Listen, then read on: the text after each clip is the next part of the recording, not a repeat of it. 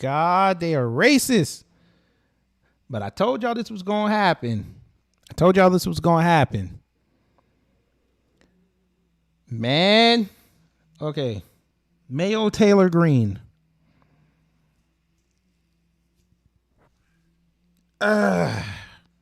You cannot, I repeat, you cannot tell people how to feel. You cannot tell people how to feel. Okay? You can't. If they want to feel the way they want to feel, let them feel the way they want to feel. Not everybody loves the Confederacy. I don't agree with them taking down the statues because that is history. But again, you can't let them get you so bent out of shape about their opinion. And number two, you're not talking to foundational Black Americans. You're talking to the immigrants. That's who you're talking to. You're talking to the conservative base. You're not talking to the regular everyday black folk. You know better than this. But I would expect nothing less from a woman who tried to troll by coming out with a white balloon to make fun of Whoopi Goldberg and then try to use Dr. Dre's song on a video. Yeah. Now we good. Moving right along. Bernie. This book, It's Okay to Be Angry About Capitalism. And you're here talking about it. I understand we're not the bad guys you're describing in the book when it comes to media, but tickets for your tour apparently are selling for $95 on Ticketmaster, which is accused of anti-competitive behavior. You know that. Some of your Democrats are criticizing them. Aren't you benefiting yourself from this system that you're trying to dismantle? First of all, those decisions are made totally by the publisher and the bookseller. I think there's one case where in one place here in Washington, Politics and Prose, an independent bookstore, charging some tickets. Most of them, I think, are $40, $50, and you get a book as well. So if you want to come, you're going to have to pay $40 for $40. And we're doing a number of free events, but I don't make a nickel out of these things at all. But you're okay doing business with Ticketmaster? No, not particularly, but that's, again, I have nothing to do with that. That is, if you wrote a book, it'd probably be the same process. Mm-hmm. So you have to operate within the system. I do. I write a book, a major publisher, et cetera, et cetera. Hold on. I'm going to try something. Give me again, family. I'm going to try something. Let me. Where is it? No. Where the hell is it? No, not that. This. Let me see. I'm going to see if this will work. Let's try it from here. Let's see, maybe it'll work in here. But I have to ask you, you're going on tour to promote this book, It's Okay to Be Angry About Capitalism. And you're here talking about it. I understand we're not the bad guys you're describing in the book when it comes to media, but tickets for your tour apparently are selling for $95 on Ticketmaster, which is accused of anti-competitive behavior. You know that. Some of your Democrats are criticizing them. Aren't you benefiting yourself from this system that you're trying to dismantle? First of all, those decisions are made totally by the publisher and the bookseller. I think there's one case where in one place here in Washington, Politics and Prose, an independent bookstore, charging some tickets. Most of them, I think, are $40, $50, and you get a book as well. So if you want to come, you're going to have to pay $40. I'll throw in the book for free. And we're doing a number of free events, but I don't make a nickel out of these things. But you're okay doing business with Ticketmaster? No, not particularly, but that's, again, I have nothing to do with that. That is, if you wrote a book, it'd probably be the same process. Mm-hmm. So you have to operate within the system? I do. I write a book, a major publisher, et cetera, et cetera.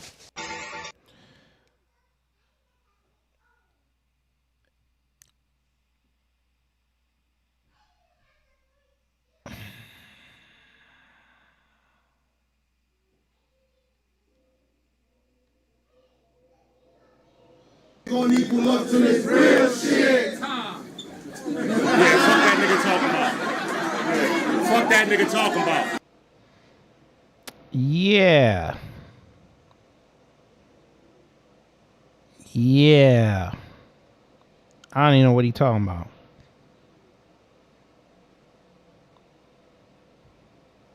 I don't even know what he's talking about. So you're going to honestly sit up there and screw people.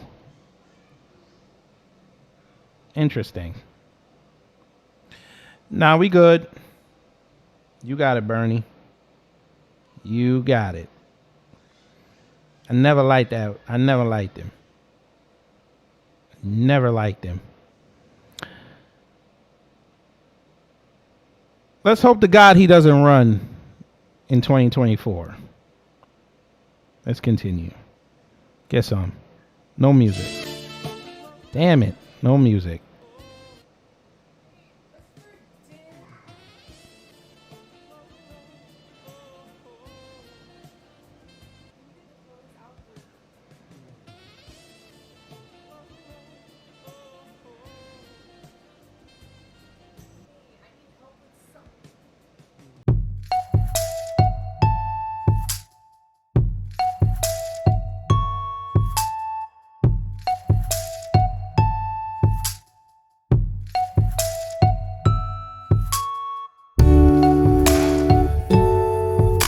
Make bid biz. Very good.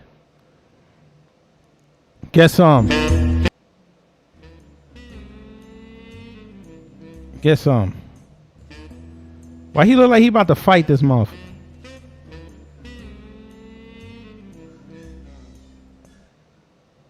All right, here we go. Get some. Husband. We're walking home from dinner right now, and my daughter decides to step on the back of my shoe, man. Here's the situation we got here, bro. I was feeling some type of way, but I was like, forget it, man. You know what I mean? I got these big old Captain Crunch, Hulk smash feet. I said, whatever, I'm gonna just wear, barefoot. I can't walk around with one shoe on. My wife decided to take her shoes off. She said to me, if you got your shoes off, I got my shoes off. And we gonna walk barefoot together. I was like, oh, baby, oh. After my wife takes off her shoes, my kids decide to do the same thing. And it was really, I don't know, it was one of those moments for me. I don't know, I felt loved. I felt like people were with me. We had our own little tribe walking around barefoot. It was one of those moments as a husband and a father. It made me appreciate what I have. We're walking home. That's cool. Just make sure everybody wipe their feet when they got in the house, and y'all wash the feet before y'all got in the house. I know how black people are with tracking dirt in the house. We know this. Oh Lord, I apologize in advance, family. I'm finna go off on her. Nothing to do with you, but I don't care. I am an American citizen, and as far as I'm concerned, there is only one anthem, and that's the only one I'm singing. We look absolutely insane as a country to have now what is two competing anthems. Absolutely insane. It's embarrassing. Beautiful song, don't get me wrong, but there's only one anthem, and for our national events, only one anthem should be sung, like every other country. And no, I don't believe it inspires unity. Segregation is over. And what about people of other races in this country? Where's the Asian national anthem? Where's the Jewish national anthem? There isn't one. So let's not single out certain groups. Just call everyone American and leave it as that.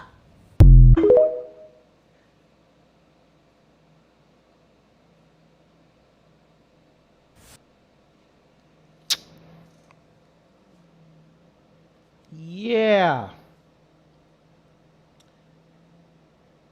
Yeah. Yeah.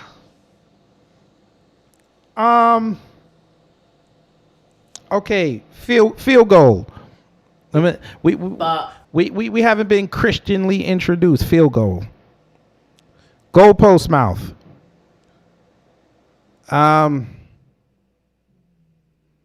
Southern border teeth.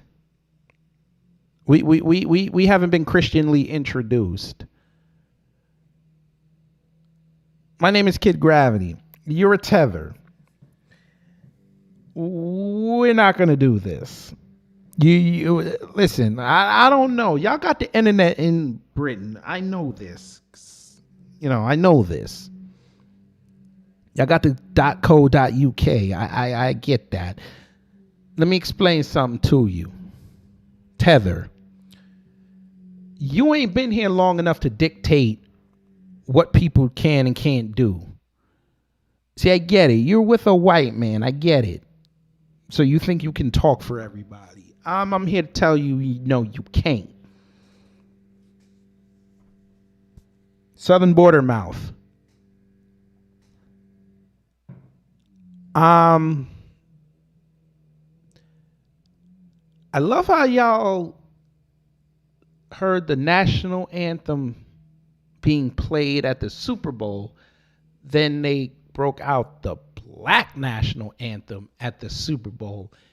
Instead of worrying about the white national anthem, I won't even say white, the American national anthem, you fucks decided to bitch about the black national anthem. Why does that concern you? Because you fucks never say anything when they sing about it in them black schools. Y'all don't say nothing.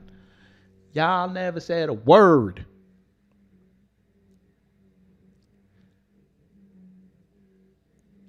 I'm going to need y'all to be quiet about this.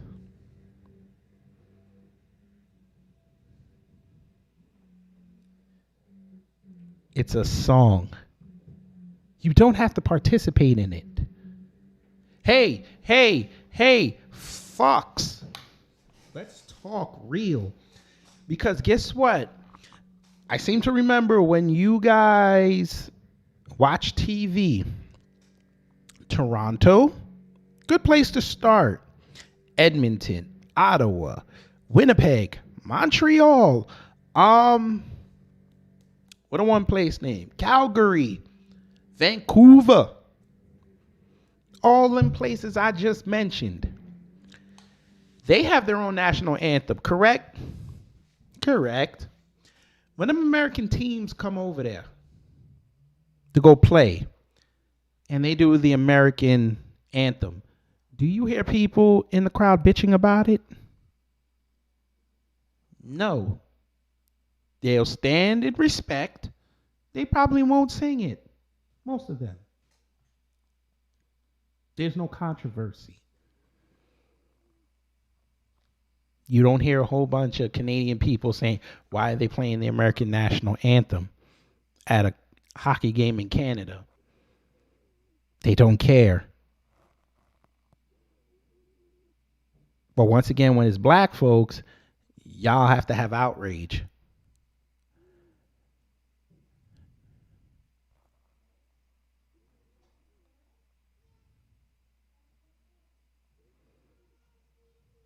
And and what makes it worse, you had the goddamn nerve to come on this film with that gap. You had some nerve and all that cake up. You had some nerve. Why do you have a jacket on? Did your white man not pay the bill that month? It's okay, man. We get it. We get it. Before you got over here, we know how y'all get down, and y'all be with the jellied eels over there. One of you fucks went to say, "Hey, let's go get some eels out the river," and they threw the line and it caught your teeth and pulled that bitch out. I get it. I get it. You know better.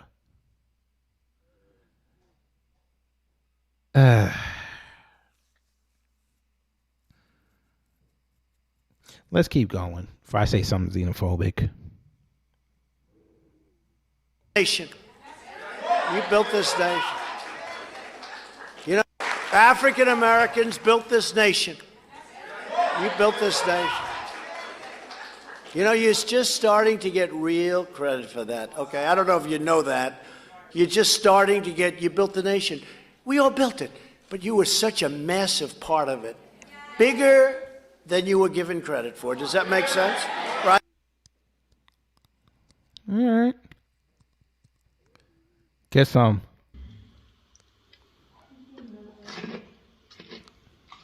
All right, this gorilla eating a whole red pepper.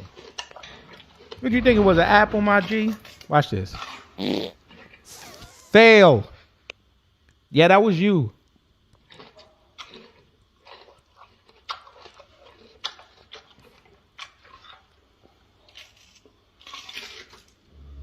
Yeah, that was you, brother. All right.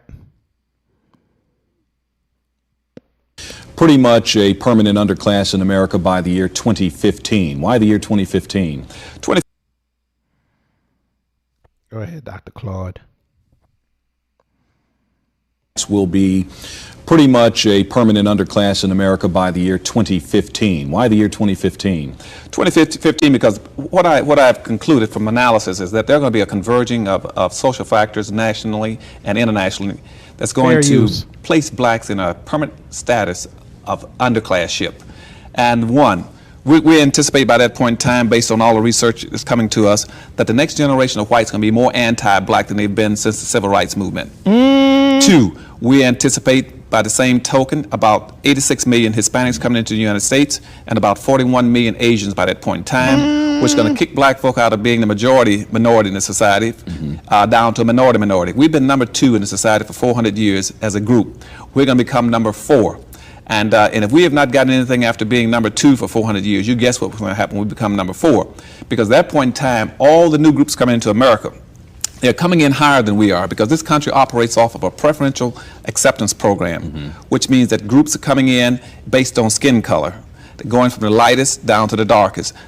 Light, yellow, brown, black. And that's what our immigration laws are based on. And black folk would not be able to penetrate through those groups to get to the white society when that happens, because those groups owe us nothing. They don't understand our problems, and they are competitive with us, and we don't begin to be a little more aggressive about being in a competitive posture. They're going to eat our lunches. You ain't told no lies, and you've seen it happening in real time, family.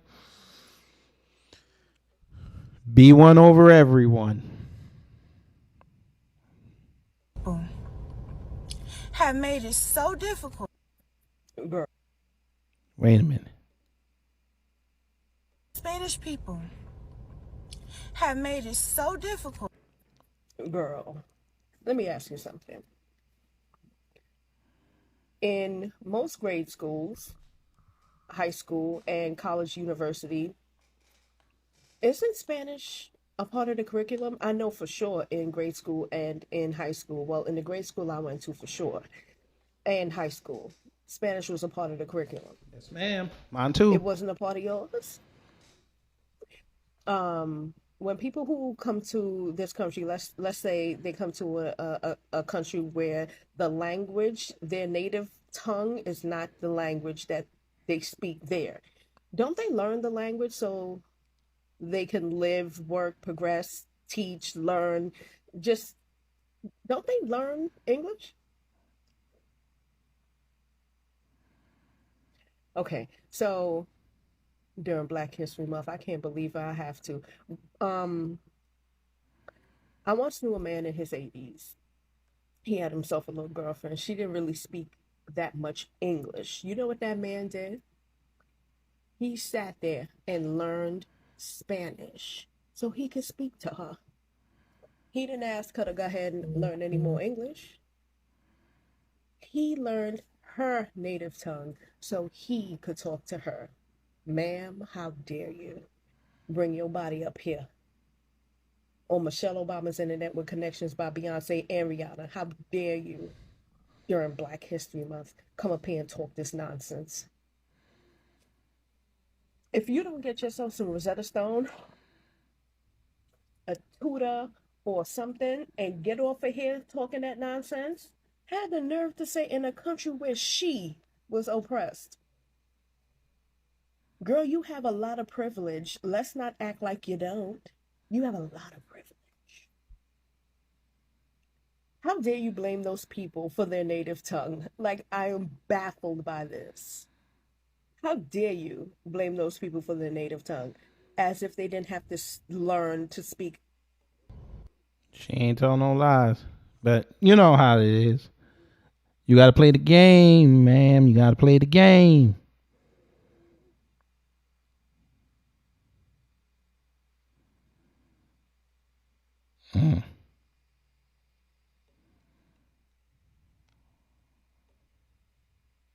Here we go. People in the diaspora to come back home and help rebuild Africa. First of all, y'all continue to put white people on a pedestal the minute they set foot in Africa. I've been to plenty of countries in Africa and I see it with my own eyes. I've also visited the slave dungeons. In the slave dungeons, white people held black people in bondage for 3 months in Ghana, Sierra Leone, and all these other places, and broke them down spiritually, physically, emotionally in your own goddamn country before they brought them to the West to enslave them. You did absolutely nothing to release those Africans from bondage. You just allowed white people to take them and brought them to the West for slavery. In addition, you want black people to come back and help rebuild Africa? Your own Africans who were born and raised in Africa don't even want to go back to Africa after they get their education from here because you still don't treat them as well as you treat those people who come to exploit your resources, those white people. So until African leaders understand their fucking role in this, until they make amends for all the shit that's happened to our forefathers, black people don't need to go back to Africa. Y'all ain't ready for us. Fix your shit first. You ain't telling no lies. But y'all can go back over there to Scambia if you want. Have fun. Black Americans don't have is a sense of knowing where you come from. Oh my Oh, God. Jesus This again? Christ. Like, this is a weird flex. It's in the name. Black Americans, African Americans. We are from America. The vast majority of us can trace our ancestors back 5-6 generations. I don't know how far y'all expect us to go back in order for us to be able to hold on to some level of identity, as if Black Americans have not created and cultivated an entire culture that is consisted of people, food, music, entertainment that has transformed the world and influenced not just Black people in the diaspora, but also people all over the world. This is not the flex y'all keep thinking it is. And it's just cringy at this point. Like, what? Sis, very good. But they're gonna learn one day when reparations comes down and everybody that's FBA builds themselves up and they can't get in. They gonna understand. Let them keep talking. Generation African in America, bro, is how y'all come on these apps to bully Black Americans like for no reason, bro. Meanwhile, y'all cosplay as Black Americans. Like, most of the way y'all express yourselves in the diaspora, whether that's in Europe or in Africa, currently right now is through the lens of hip hop, which is through the lens of Black America. Like, how you gonna come on here with a whole like do-rag and be like, Black Americans have no culture? That don't even make sense, bro. You gonna come on here with grills in your mouth, like caps, you get what I'm saying? Not like gold teeth or whatever, grills, and be like Black Americans don't have culture. And then the woman, bro, like, y'all wasn't looking like that 20 years ago. Nope. Yeah, overseas, I'm not gonna lie. You feel me? That ain't my business. Talk to him, brother.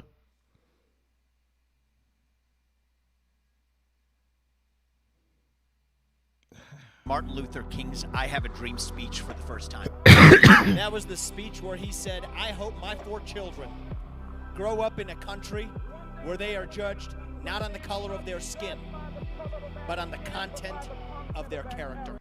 He also told his children to go get their check. But y'all never want to talk about that now, do you? Y'all never want to bring that part up. All right. I have a dream today. And that dream stuck with me. Uh-huh. It meant something to me. Right. It was the dream that allowed me to go in a single generation from being the kid of Indian immigrants who came to this country with almost no money to being the founder of a multi-billion-dollar company in a single generation. Right, sir. For several years. You were chosen, sir. Sorry to tell you. You were chosen, sir. got drugs approved to patients. The one I'm most proud of is a drug for prostate cancer. But I stepped down as CEO of that company earlier this year to focus on a different kind of cancer, not a biological cancer, but a cultural cancer, a cancer that threatened to kill that dream of Martin Luther King from 60 years ago, a cancer that threatened to kill the very dream that allowed me to achieve everything I ever have in my life. And that new cancer is a secular religion called woke culture. So you stepped down from a $1 billion company to do speeches because you don't like black folks.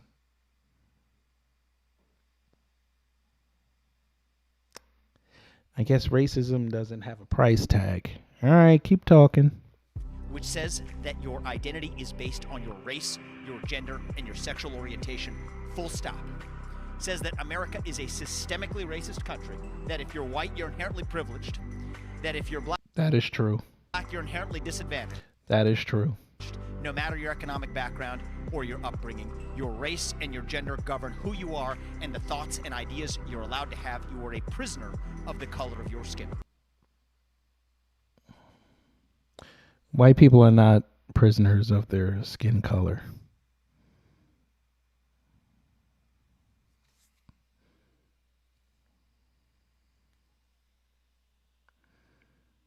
Black people are imprisoned because of their skin color.